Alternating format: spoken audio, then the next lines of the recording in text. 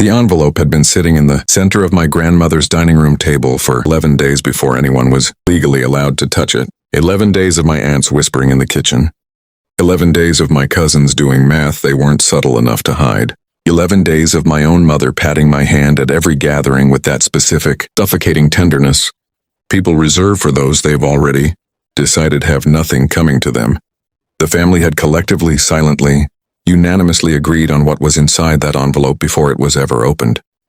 And what was inside it for me, specifically, was nothing, because I was the one who had lost everything, the one who had failed publicly and spectacularly, enough that even hope felt like something the family needed to protect me from expecting.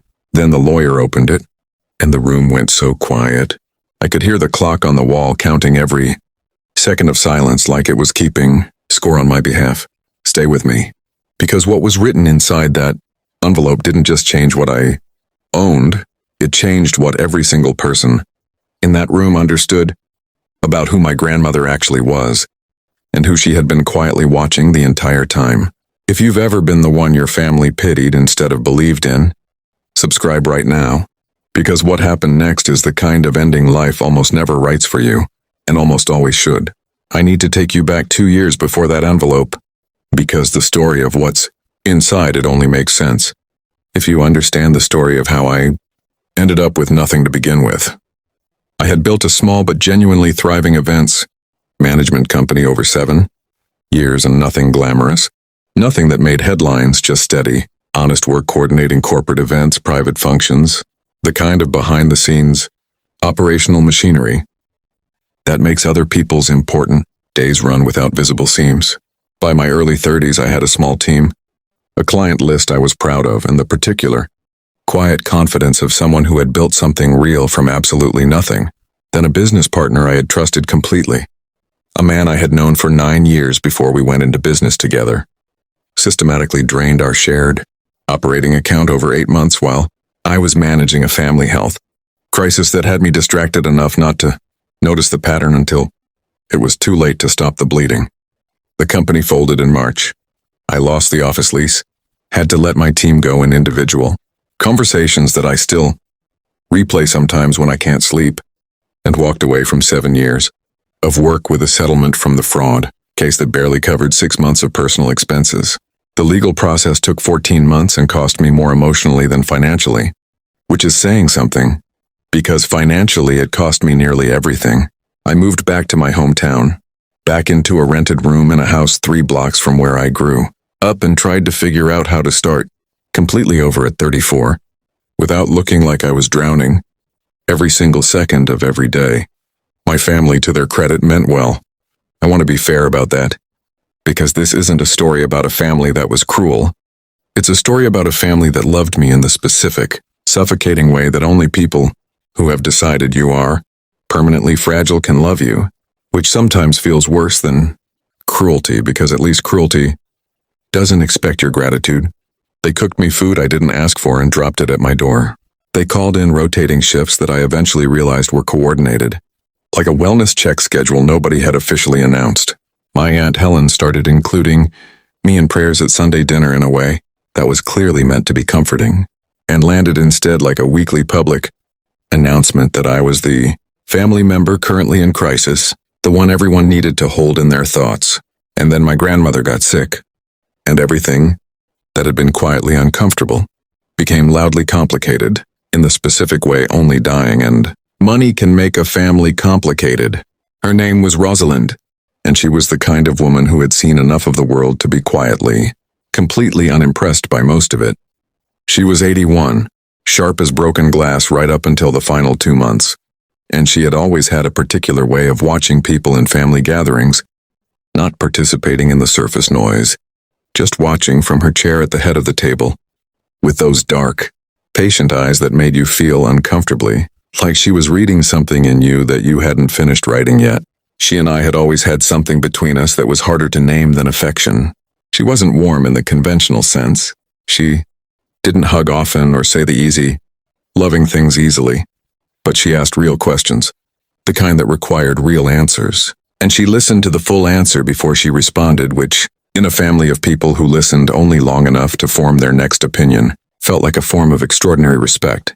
After the company collapsed, she was the only member of my family who never once asked me how I was doing, with the unmistakable subtext of whether I had figured out what came next. She just asked what I was thinking about, and then actually listened to what I said. I visited her every week during those 14 months when the legal case was grinding through its slow, brutal process. Sometimes we talked about real things. Sometimes we sat in her kitchen and she made tea and we didn't talk about much at all. And those silences were the most restful things I found in that entire period, because they were the only ones that didn't feel like they were waiting for me to say something better about myself than the truth.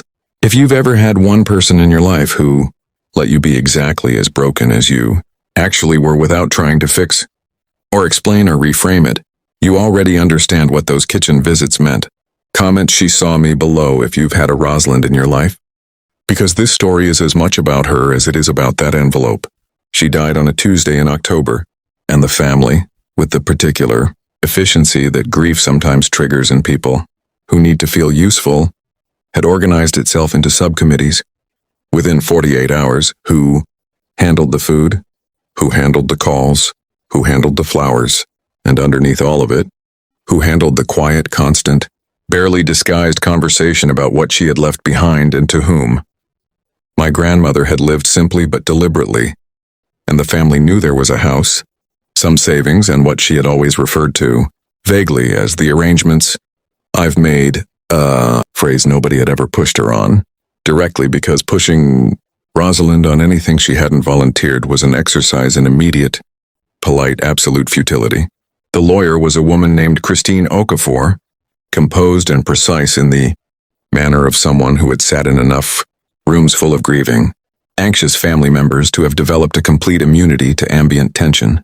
She set up in my grandmother's dining room exactly 11 days after the death, as the will specified, and the family arranged itself around the table in the particular way families arrange themselves for these things. The ones who expected the most sitting, closest to the lawyer, the ones who expected nothing, meaning me sitting at the far edge, near the window, with my mother beside me holding my hand in that gentle, preemptive way that told me she was bracing to comfort me through disappointment before a single word had been read. I want to paint this room for you clearly, because the geography of it matters. My Aunt Helen sat directly to Christine's left, her reading glasses already on, a notepad in front of her like she was there to take minutes. My cousin Marcus, Helen's son, sat beside her, his leg doing that quick, betraying bounce it does when he's trying not to look impatient. My Uncle Roy was at the far end pretending to look at his phone. There were 7 of us in total, and the specific energy of that room was the energy of people who have already distributed something in their heads and are now simply waiting for reality to confirm their math. Christine read the standard items in order, and the math more or less matched what the family had been quietly expecting. The house to be sold with proceeds split 3 ways between her children, the savings account divided equally, the furniture allocated by a handwritten list my grandmother had apparently been updating for years with a specificity that was so completely her it almost made me cry, right there at the table. And then Christine paused, shuffled 1 page behind the others with a deliberateness that made the room collectively inhale, and said, "And finally, the separate arrangement to be distributed from the sealed envelope per Mrs. Rosalind's explicit instruction." She reached into her leather folder and produced an envelope, cream-colored, sealed with actual wax, the kind of careful, formal gesture my grandmother would have made entirely without irony, and set it on the table in front of her without opening it immediately. Then she looked up and found me, specifically across the table, and said, "This portion is addressed to you. If you want to understand how a room full of people can go from ambient tension to absolute stillness in under 2 seconds, that sentence is how 7 people mid-breath just stopped." My mother's hand tightened on mine. Aunt Helen's pen hovered above her notepad. Marcus's leg went completely still for the first time since he'd sat down. I heard the clock on the wall, that old ceramic thing my grandmother had kept there for 30 years, counting out the seconds while Christine broke the wax seal and unfolded the single page inside. I'm going to tell you what was in that letter, every word of it, because I think you've earned it by staying with me this long, and because what my grandmother wrote was not a legal document so much as a final, careful, devastating act of love from a woman who had spent 8 decades watching people more carefully than they ever watched themselves. The letter read in her handwriting, in the particular slanted script she'd had since she was a girl learning to write with her left hand in a classroom that tried to make her use her right, to my grandchild, who I have watched lose everything, except the only thing that was, never going to leave, the capacity to build something worth having. I have been watching you for 34 years, and I have learned more about who you really are from the years that broke you than from all the ones that didn't. The house on Meridian Street, the one I paid off in 1987, the one nobody in this family knew I kept separate from the estate, is yours. The deed is attached. Do with it whatever your particular, stubborn, brilliant kind of courage tells you to do next. I have never once worried about you. I want you to know that. Not because things haven't been hard, but because hard is not the same as over, and I have never in 34 years seen you confuse the two. Build something, my love. You always do. There was a second page behind the letter. The deed to a property I hadn't known existed. A house my grandmother had quietly kept off every financial conversation she'd ever had with anyone in the family, maintained separately, paid off entirely, assessed the previous year at just over $400,000, given in full to me. The silence in that room lasted long enough to become its own kind of statement. Not angry silence, not the hot, airless silence of people suppressing something. It was the silence of an entire family simultaneously, recalibrating something they thought they understood, staring at the space where their assumptions had been standing and finding it empty. My mother, the woman who had been holding my hand for 11 days in preparation for my disappointment, made a sound I had never heard her make before, something between a laugh and a sob that she pressed her hand over immediately, like it had surprised even her. Aunt Helen set her pen down. Marcus looked at the window. Uncle Roy put his phone entirely away for the first time since he'd arrived.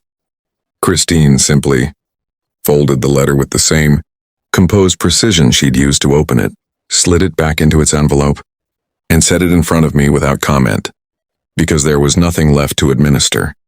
My grandmother had already done every bit of the administering herself, in that careful, slanted script, written whenever she had written it with the full, unshakable knowledge of exactly what it would do when it finally landed.